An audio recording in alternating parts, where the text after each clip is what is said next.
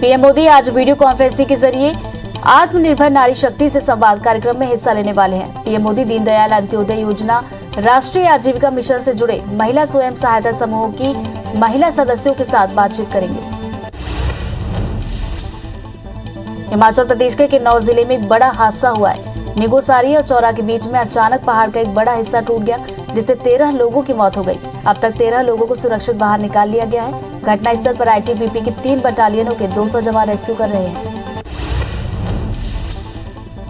इसरो ने पृथ्वी की निगरानी करने वाले सैटेलाइट EOS-03 को आज सुबह सफलतापूर्वक प्रक्षेपण कर दिया। हालांकि इसके बावजूद ये मिशन फेल हो गया। आंध्र प्रदेश के श्रीहरिकोटा से सैटेलाइट को सुबह 5:45 बजे प्रक्षेपित किया गया। इसके बाद सारे स्टेज सही समय पर अलग होते चले गए। बाद में इस मिशन के आंशिक रूप से फेल होने की घोषणा की गई। संसद का मानसून सत्र समाप्त हो गया है। लोकसभा और राज्यसभा दोनों सदनों की कार्यवाही अनिश्चितकाल के लिए स्थगित कर दी गई है। बुधवार को लोकसभा में कोई कामकाज नहीं हुआ, जबकि राज्यसभा में ओबीसी आरक्षण संशोधन बिल पारित किया गया।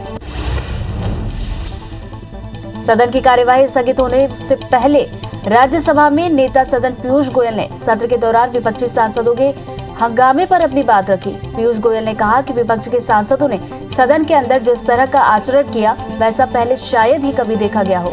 उन्होंने कहा कि विपक्ष पहले दिन से सदन को चलने नहीं देना चाहता था। सदन का अपमान किया गया। लोकसभा से पारित होने के बाद ओबीसी आरक्षण संशोधन विधेयक बुधवार को राज्यसभा से भी पास हो गया। इसके पक्ष में 187 वोट पड़े। लोकसभा में ये बिल 10 अगस्त को पास हो गया। अब बिल मंजूरी के लिए राष्ट्रपति के पास भेजा जाएगा।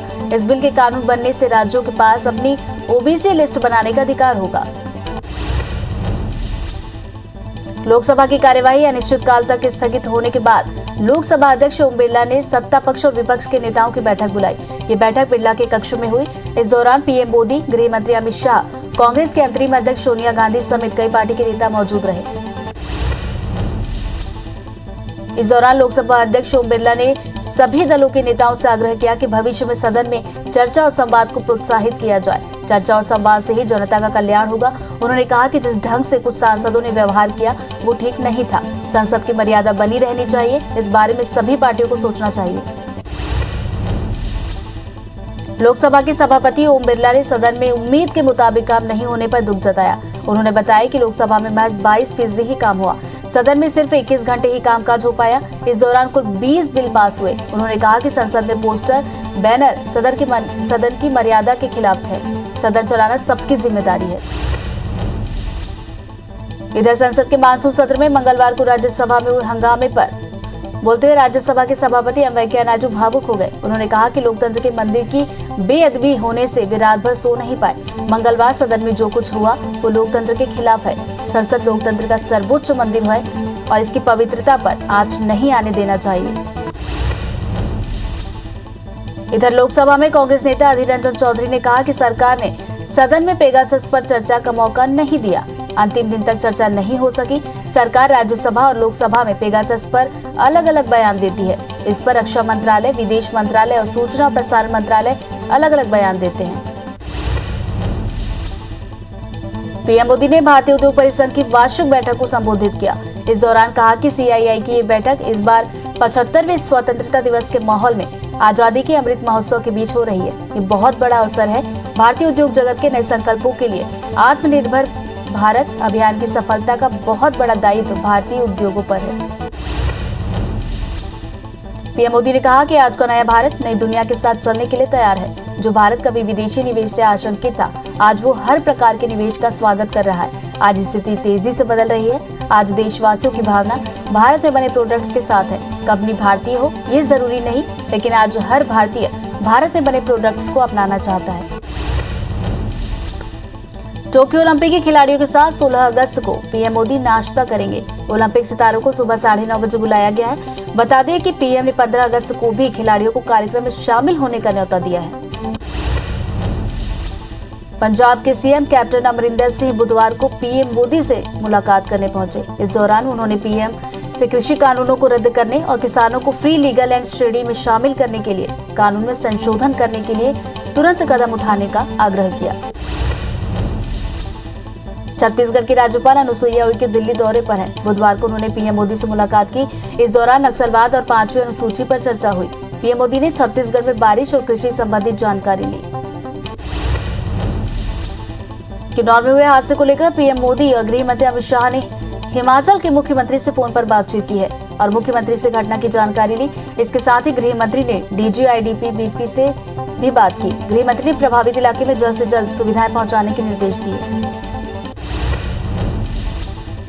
भारत और इंग्लैंड के बीच आज से लॉर्ड्स में दूसरा टेस्ट मैच शुरू हो रहा है। दोनों टीमों के बीच 5 टेस्ट की सीरीज का पहला मैच बारिश की वजह से ड्रॉ हो गया था। उस लिहाज से आज से शुरू हो रहा दूसरा टेस्ट अहम हो गया है। भारत और इंग्लैंड दोनों ही टीमें इसे जीतकर सीरीज में बढ़त बनाना चाहेंगी।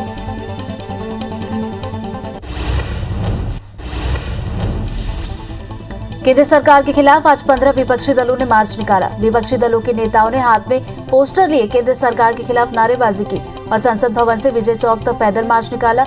रैली में कांग्रेस नेता राहुल गांधी भी शामिल हुए। राहुल गांधी और कांग्रेस के कई वरिष्ठ नेताओं के बाद अब ट्विटर ने कांग्रेस के आधिकारिक ट्विटर अकाउंट को लॉक कर दिया है। कांग्रेस ने गुरुवार को आरोप लगाया कि ट्विटर ने कांग्रेस के आधिकारिक हैंडल को लॉक कर दिया है। इस बात की जानकारी पार्टी ने अपने फेसबुक पेज के जरिए दी। माना जा रहा है कि ट्विटर ने नियमों के उल्लंघन को लेकर ये कार्रवाई की है।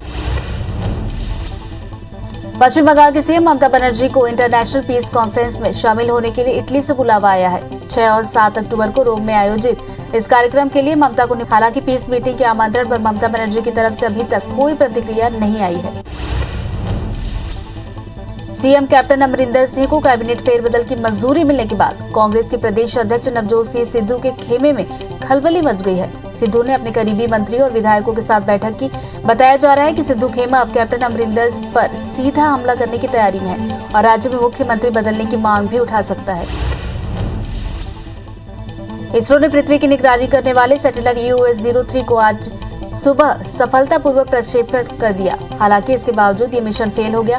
आंध्र प्रदेश के श्रीहरिकोटा से सैटेलाइट को सुबह 5:45 बजे प्रक्षेपित किया गया। इसके बाद सारे स्टेज सही समय पर अलग होते चले गए। बाद में इस मिशन के आंशिक रूप से फेल होने की घोषणा की गई। हिमाचल प्रदेश के किन्नौर जिले में एक बड़ा हादसा हुआ है। निगोसारी और चौरा के बीच में अचानक पहाड़ का एक बड़ा हिस्सा टूट गया, जिससे 13 लोगों की मौत हो गई। अब तक 13 लोगों को सुरक्षित बाहर निकाल लिया गया है। घटना स्थल पर आईटीबीपी के 3 बटालियनों के 200 जवान रेस्क्यू कर रहे हैं। पीएम मोदी आज वीडियो कॉन्फ्रेंसिंग के जरिए आत्मनिर्भर नारी शक्ति से संवाद कार्यक्रम में हिस्सा लेंगे। पीएम मोदी दीनदयाल अंत्योदय योजना, राष्ट्रीय आजीविका मिशन से जुड़े महिला स्व सहायता समूह की महिला सदस्यों से बातचीत भी करेंगे। भारत और इंग्लैंड के बीच आज से लॉर्ड्स में दूसरा टेस्ट मैच खेला जाएगा। दोनों टीमों के बीच 5 टेस्ट की सीरीज का पहला मैच बारिश की वजह से ड्रॉ हो गया था। उस लिहाज से आज से शुरू हो रहा दूसरा टेस्ट अहम माना जा रहा है। भारत और इंग्लैंड दोनों ही टीमें इसे जीतकर सीरीज में बढ़त बनाना चाहेंगी। कोरोना महामारी की वजह से बंद चल रहे ओडिशा के जगन्नाथपुरी मंदिर को श्रद्धालुओं के लिए फिर से खोला जा रहा है। 16 अगस्त से मंदिर में दर्शन शुरू हो जाएगा। हालांकि मंदिर में दर्शन के लिए वैक्सीनेशन सर्टिफिकेट और RT-PCR नेगेटिव रिपोर्ट की जरूरत पड़ेगी।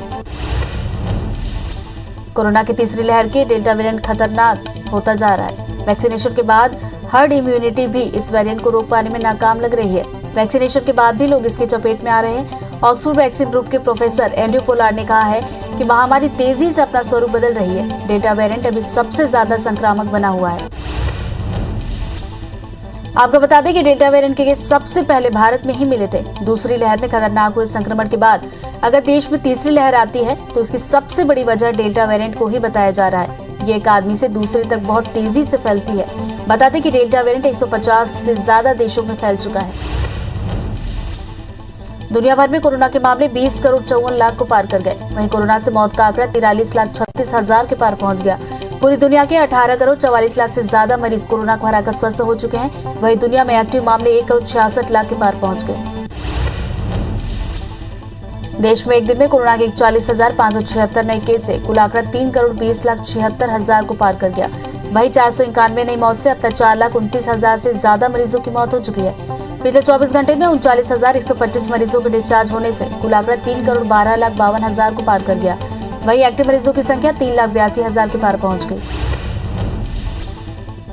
केरल में एक दिन में 23,500 नए केसों से आंकड़ा 36,10,000 को पार कर गया। वहीं 116 मौत से अब तक 18,120 मरीजों की मौत हो चुकी है। 19,411 मरीजों के डिस्चार्ज होने से अब तक 34,15,000 लोग स्वस्थ हुए हैं। राज्य में 1,75,000 एक्टिव मरीजों का इलाज जारी है।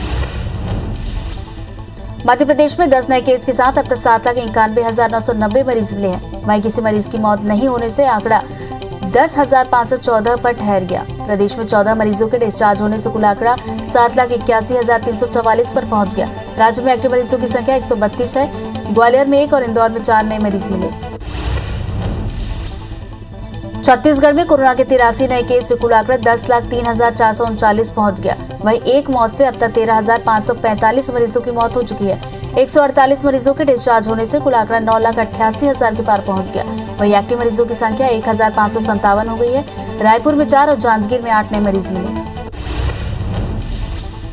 16 जनवरी से शुरू हुए अभियान में देश के 51 करोड़ 90 लाख लोगों को वैक्सीन लग चुकी है।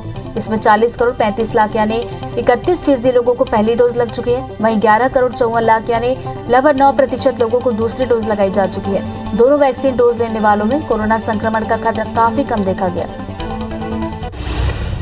टीका मध्य प्रदेश वैक्सीनेशन में देश के टॉप 5 राज्यों में शामिल हो गया है। प्रदेश में वैक्सीनेशन का आंकड़ा 3 करोड़ 60 लाख के पार पहुंच गया, जहां 41.10% यानी 3 करोड़ 2 लाख लोगों को पहली डोज लग चुकी है। वहीं लगभग 8% यानी 58,26,000 लोगों ने दोनों डोज लगवा ली है। छत्तीसगढ़ में अब तक 1 करोड़ 28 लाख लोगों को टीके लग चुके हैं। इसमें 34.57% यानी 1 करोड़ 3 लाख से ज्यादा लोगों को पहली डोज लग चुकी है। वहीं लगभग 8.5% यानी 25,22,000 से ज्यादा लोगों को दूसरी डोज लगाई जा चुकी है। प्रदेश के सभी जिला अस्पतालों में वैक्सीनेशन की सुविधा उपलब्ध है।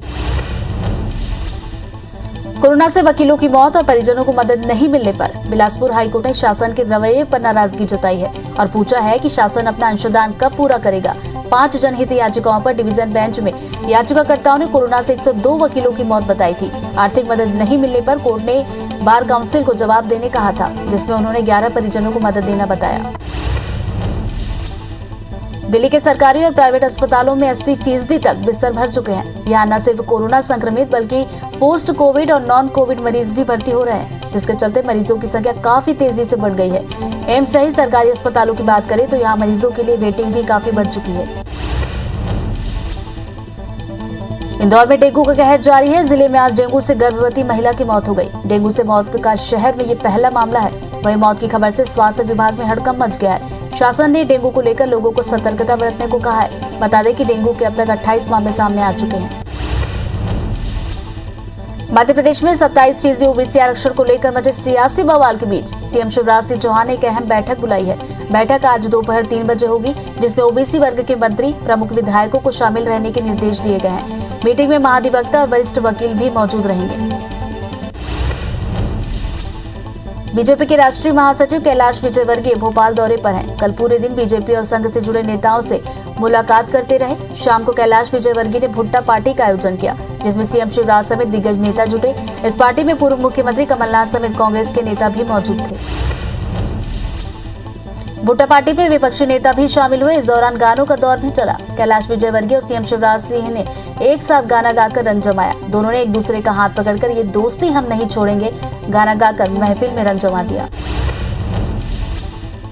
स्वतंत्रता दिवस पर मुख्यमंत्री शिवराज सिंह चौहान राजधानी भोपाल के लाल परेड मैदान में ध्वजारोहण करेंगे। कोरोना के कारण इस साल भी मुख्य आयोजन में स्कूली बच्चों को शामिल नहीं किया जाएगा। वहीं स्वतंत्रता दिवस पर सभी शिक्षण संस्थानों में सुबह 8 बजे ध्वजारोहण और राष्ट्रगान का सामूहिक गान कर आदेश सरकार ने जारी कर दिया है। जीरा मामले में आज बिलासपुर हाईकोर्ट में अंतिम सुनवाई होने वाली है। इसके पहले अंतिम सुनवाई 20 जुलाई को होनी थी, पर अतिरिक्त सॉलिसिटर जनरल कोर्ट में नहीं पहुंच पाए, जिसके चलते सुनवाई टल गई थी। जिसके बाद कोर्ट ने इस बात को लेकर नाराजगी जताते हुए तय समय पर सुनवाई होने की बात कही थी। Chandulal Chandrakar memorial medical college के पट्टे को निरस्त करने और बैंक से जमीन को नीलाम करने के मामले में डायरेक्टर के खिलाफ कार्रवाई की मांग को लेकर बिलासपुर हाईकोर्ट में सुनवाई हुई है। सुनवाई के बाद हाईकोर्ट ने बोर्ड ऑफ डायरेक्टर के 13 सदस्यों के साथ ही बैंक को नोटिस जारी किया है। इसके साथ ही हाईकोर्ट ने दोनों से 3 हफ्ते में जवाब मांगा। छत्तीसगढ़ उच्च न्यायालय के अधिकारी और कर्मचारी संघ ने अपनी 3 सूत्रीय मांगों पर विरोध प्रदर्शन किया, जिसके बाद देर शाम को उनकी कुछ मांगे मान ली गई, जिसके बाद आगे का प्रदर्शन स्थगित कर दिया गया। अधिकारी कर्मचारी महंगाई भत्ते और रिक्त सभी पदों पर तत्काल पदोन्नति किए जाने को लेकर हड़ताल पर थे। पोस्ट कोविड कैदियों के पैरोल आवेदन पर 1 साल का प्रतिबंध लगाने के मामले में जनहित याचिका लगाई गई थी। इसे लेकर शासन के साथ राज्य विधिक सेवा प्राधिकरण ने जवाब दिया है। सुनवाई में हाईकोर्ट ने शासन से ऐसे कैदियों की लिस्ट मांगी थी जिन्हें पैरोल पर नहीं छोड़ने का कारण भी बताने को कहा गया था। इसमें राज्य शासन और राज्य विधिक सेवा प्राधिकरण ने अपना जवाब पेश किया। मीसाबंदियों को पेंशन दिए जाने के सिंगल बेंच के आदेश के खिलाफ राज्य शासन ने कई अपील, जिसमें से 3 अपील पर बुधवार को हाईकोर्ट में सुनवाई हुई। हाईकोर्ट के डिवीजन बेंच ने सभी अपील की सुनवाई को 4 सप्ताह बाद एक साथ करने के लिए कहा है। छत्तीसगढ़ में जल्द ही बस यात्री किराया बढ़ सकता है। परिवहन मंत्री मोहम्मद अकबर ने बसों का किराया बढ़ाने के संकेत दे दिए हैं। परिवहन संघ ने 40% किराया बढ़ाने की मांग की है। हालांकि संघ की मांग पर विचार अभी अंतिम चरण में है। रीवा में मशरूम की सब्जी खाने से 20 से ज्यादा लोग बीमार पड़ गए। मऊगंज के सामुदायिक स्वास्थ्य केंद्र में सभी को भर्ती करा दिया गया है। शाहपुर थाना क्षेत्र के बिचौरहट्टा गांव में उल्टी दस्त की शिकायत के बाद बीमारों को भर्ती कराया गया। दरअसल गांव के बच्चे जंगल से मशरूम तोड़कर लाए थे।